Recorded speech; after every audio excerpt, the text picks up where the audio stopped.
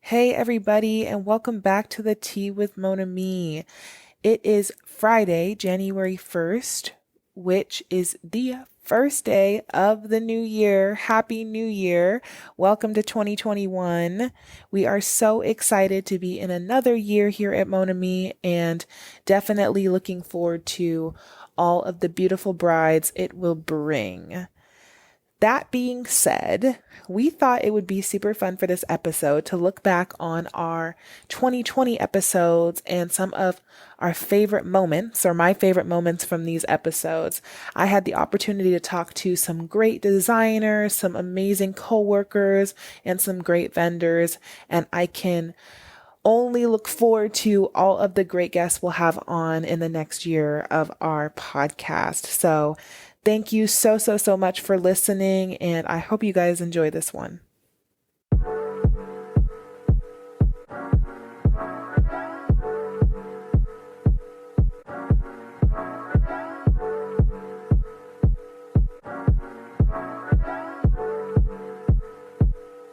My first memorable moment would be our first episode.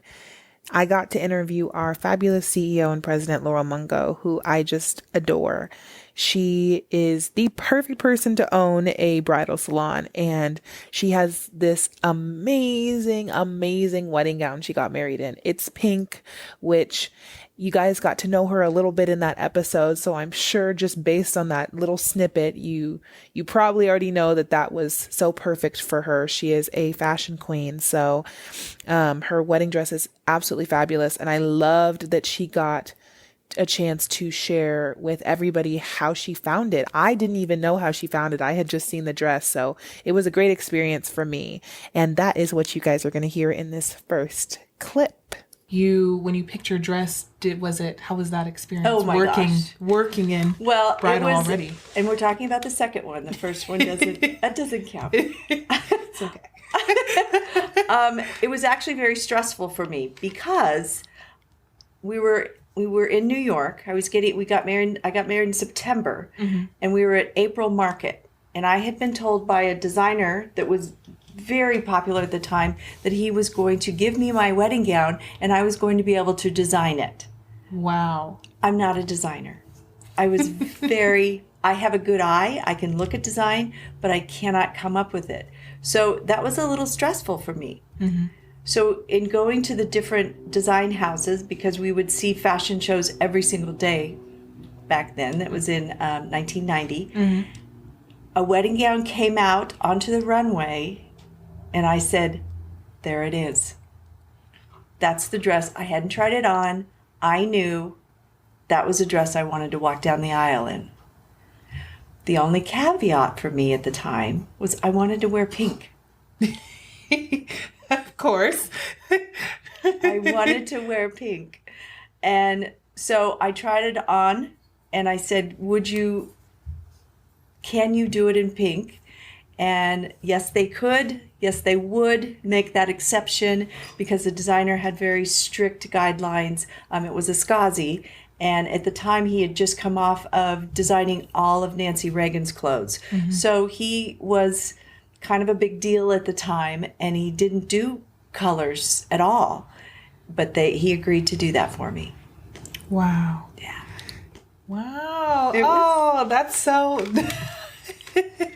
That's so fun. But then I had to go back to the designer that had so kindly said you can do whatever you want, and that will be my wedding gift to you, and tell him that I had found a wedding gown. So my next memorable moment was having Mark Zanino and Brianna Ray Murillo of Mark Zanino on the podcast to talk all things Mark Zanino. If you don't know, Mark Zanino has dressed many a celebrity, but he also has a gorgeous bridal line that Mona Me does carry. So he makes some visits to our store, and I was super lucky to be able to hear a little bit about both of their journeys in bridal. Because of Mark's background in architecture in college and then in dressing celebrities, which we did talk about a little bit on the episode, I was super excited to find out a little bit more about how he actually became Mark Zanino, a name that a lot of people know in the fashion world. In this clip, you'll hear about how he was given an awesome opportunity by another designer to kind of come into his own and to create the start of Mark Zanino. So here it is. So what was the first piece that you created? Like that you went through the whole process with? Well, the first notable thing that I think I ever did that actually had my name on it, I was working with Nolan, and it's how my label got created. Things were progressing, and I designed a collection that Nolan really hated it. And so I'm like, but I believe in it. And he's like, no, my name will not go on this. And he said, you believe in it, you put your name on it. So I did. So I designed a more conservative collection for him. And then I had my collection. And Sophia Loren came in, she flew in. It was for the Oscars. And so we had the 2 racks of clothes, and Nolan said, just let her walk in and see which rack she goes to. And so she went over to my new rack and picked out a dress. And it was a dress that was, it just had one sheer layer of chiffon. So you could see her legs, everything through it. And it had a lace over nude mini skirt, little strapless mini dress underneath. But it was just the beginning of sheer, things being sheer like that. And Nolan was just like, Sophia said, this is what I'm going to wear. And Nolan said, you can see your legs right through it. It's like, you didn't put a slip on. And she was like, what's wrong with my legs? And then also being European, she's used to pushing the envelope, and her body looked amazing. And so she wore that dress, and Nemra kept saying, who are you wearing? And she would say Mark Zanino, because Nolan said, do not mention my name. And so I was like, okay, tell him my name. And so that's really what launched my label way back when, and Sophia was the first one. On episode 3, Creating Your Perfect Look, I got a chance to sit down with our master stylist, Tina McLean. Tina is so good at what she does, and she really has a process that I believe is entirely her own. She researches like no other. She is so into style. She is just a great consultant. And I loved that she was able to tell you guys more about her process and about how she views building a look. So in this clip, Tina talks a little bit about how she doesn't necessarily ever say no to somebody.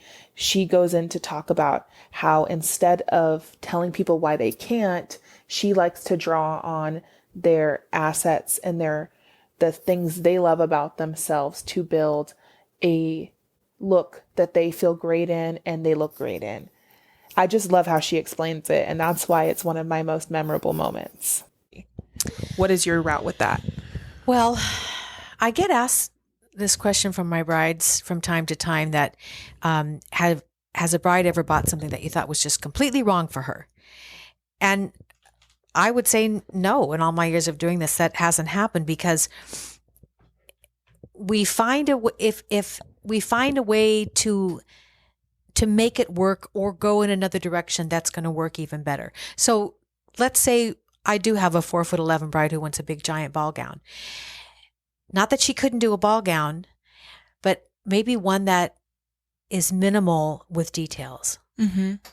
So that you always want the focus to be your face first. You want everyone to look at you as a whole and see the beauty of your face first and say what a beautiful bride you are, not so much what a beautiful dress that is. People will say what a beautiful dress that is, but they want to see you as a whole, that you want to be wearing the dress and not the dress wearing you. So it's a gentle conversation that I have, and just gently guiding the bride to see a shape that's going to be more flattering. What are your best assets? Is it a small waist? Is it your bust? You have a nice round behind, shapely hips. Let's pull out the best features and emphasize them.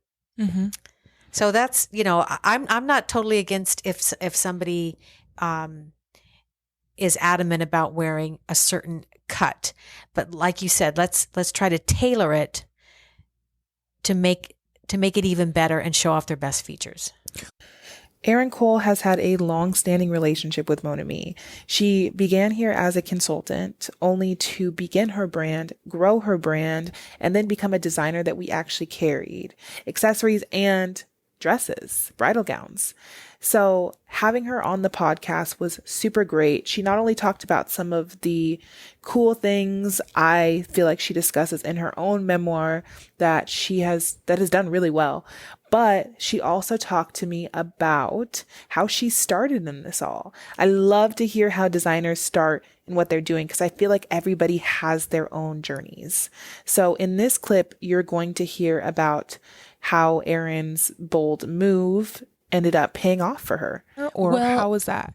The interesting thing was, while I was working here, I did head up the accessory department as well as doing bridal. And I felt like, wow, we're really kind of missing it, because I kept seeing us selling really beautiful dresses to brides and working with those brides. And I kept looking at the accessories we were selling them, and they just weren't lining up to the same level of beauty as the dresses we were selling. Mm-hmm.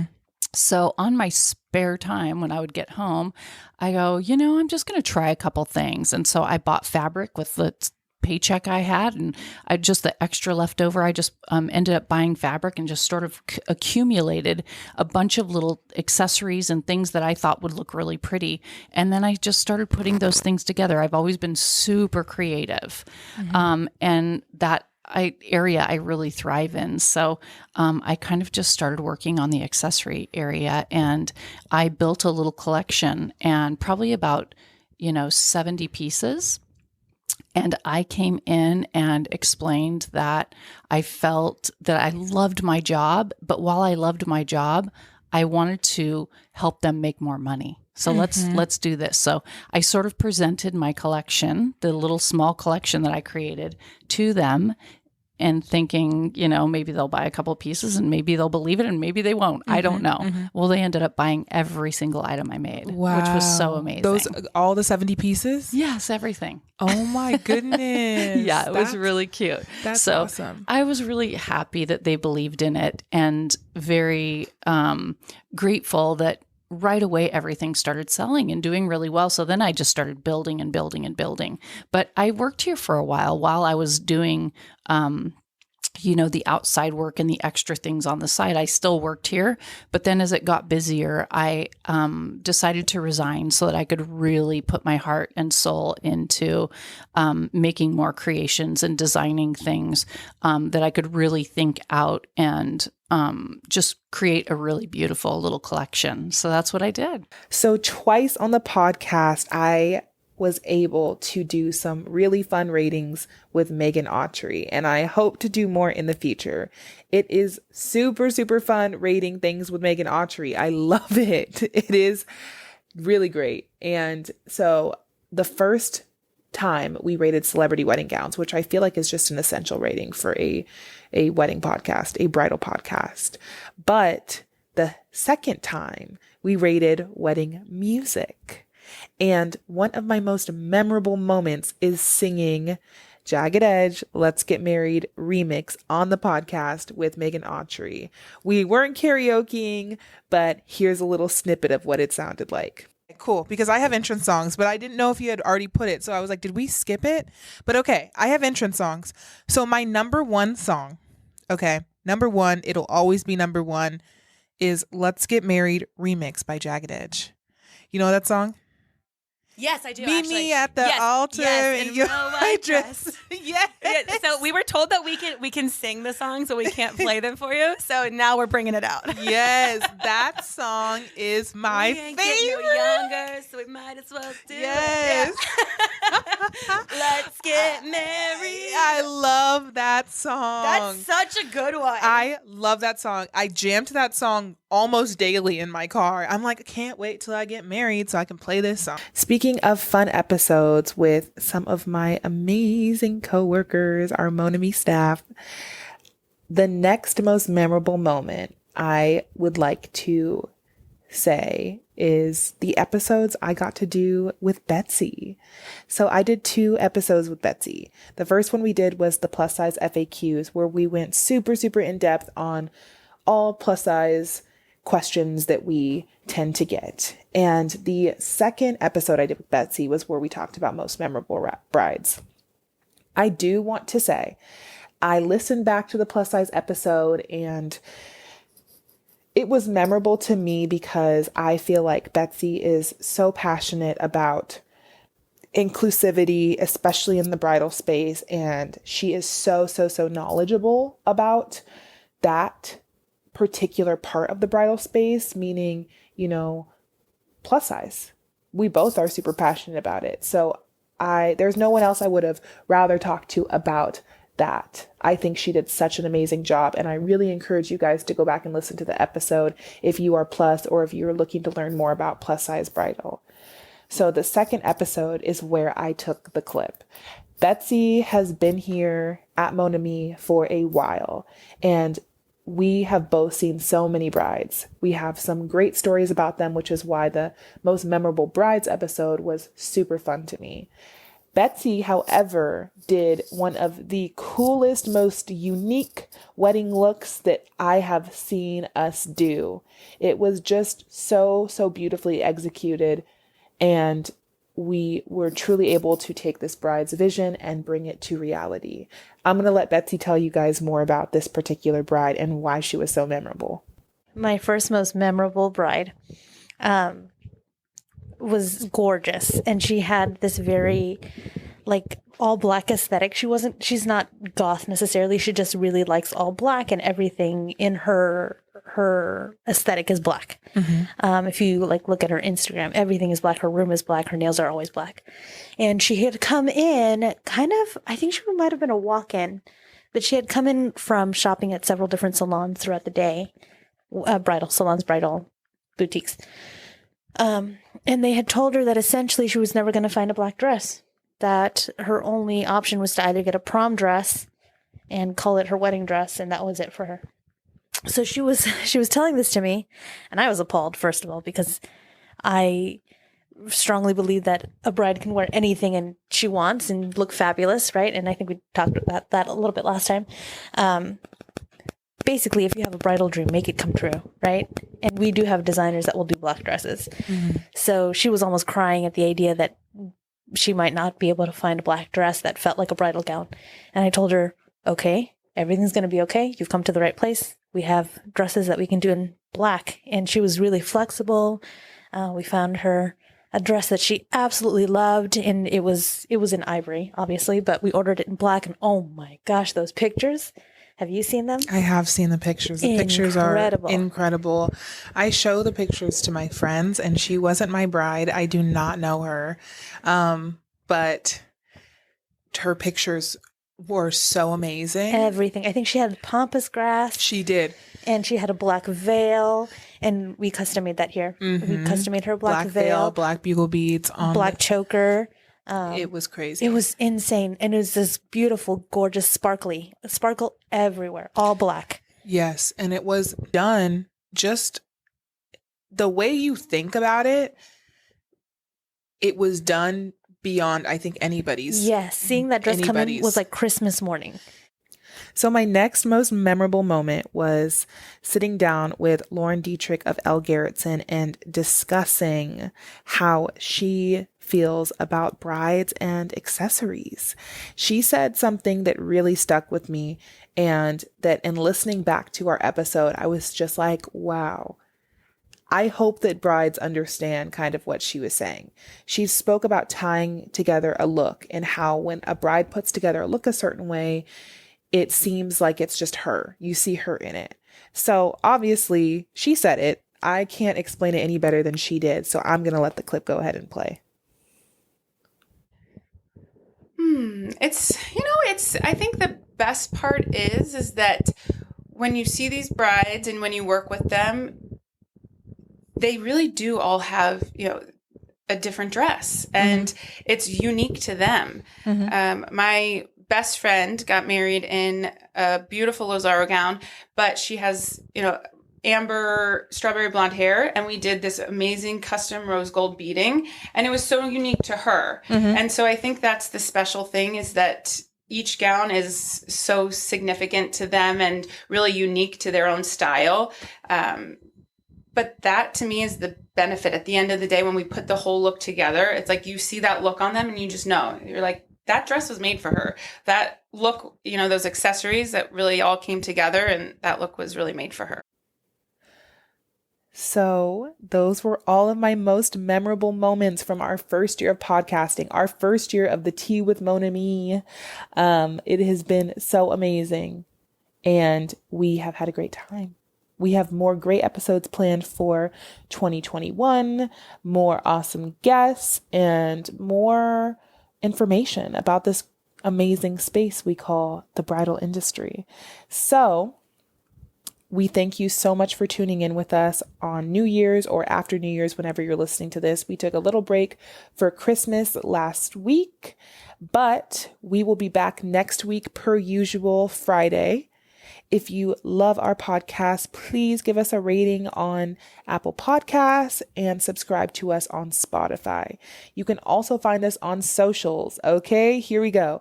At Mon Ami Bridal Salon on Instagram, Twitter, Facebook, Pinterest, TikTok, YouTube, SoundCloud, and all the bridal websites, The Knot, Wedding Wire, all of that.